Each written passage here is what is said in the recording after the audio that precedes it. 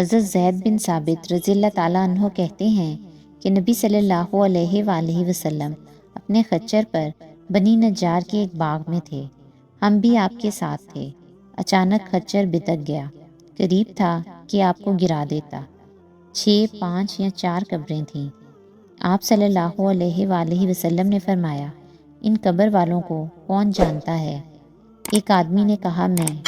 آپ صلی اللہ علیہ وآلہ وسلم نے فرمایا، یہ لوگ کب فوت ہوئے؟ اس نے کہا، زمانہ شرک میں۔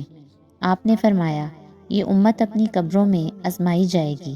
اگر مجھے اس بات کا خدشہ نہ ہوتا کہ تم اپنے مردے دفن نہ کرو گے تو میں اللہ تعالیٰ سے دعا کرتا کہ تمہیں بھی وہ عذاب قبر سنائے جو میں سن رہا ہوں۔ حضرت زید نے کہا، پھر آپ ہماری طرف متوجہ ہو گئے اور کہنے لگے، آگ کے عذاب سے اللہ کی پناہ مانگو۔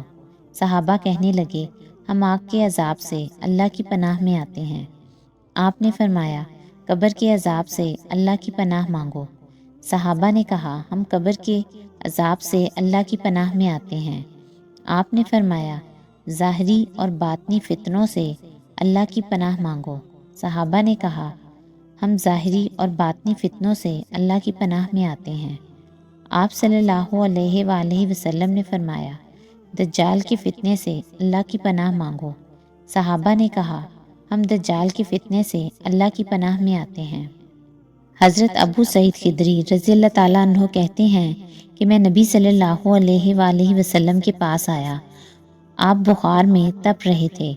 میں نے اپنا ہاتھ آپ پر رکھا تو لحاف کے اوپر سے بخار کی حرارت محسوس کی۔ میں نے کہا، اے اللہ کے رسول، یہ کتنا شدید ہے۔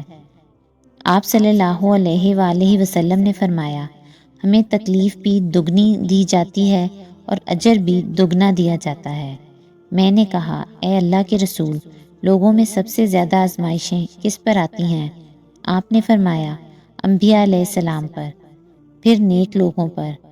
کسی کو محتاجی میں آزمایا جاتا ہے، حتیٰ کہ اس کے پاس صرف وہ چادر بچتی ہے جو اسے ڈھانپتی ہے، اور وہ آزمائش میں اتنا خوش ہوتا ہے جتنا تم میں سے کوئی بھی شخص خوشحالی میں مسرور ہوتا ہے۔